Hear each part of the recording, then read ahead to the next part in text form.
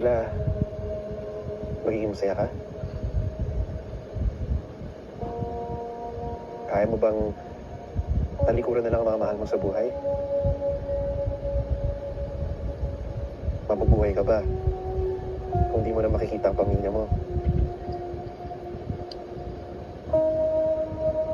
Komplikadong pamilya. Pero pamilya pa rin natin sila. At mamahalin pa rin natin sila.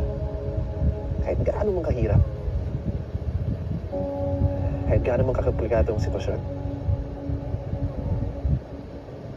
Kasi para sa akin, yun ang ibig sabihin ng pagiging isang tunay na pamilya.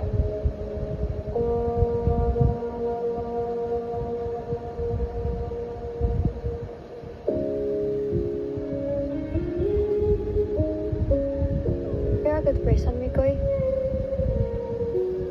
Mahina nga lang kainuman, pero you are a good person. Oo, sana nga. Kasi wala naman akong may pagmamalaki sa buhay ko eh. Kaya hanggat sa makakaya ko, maging mabuting tao man lang siguro. Ako lang. Diba?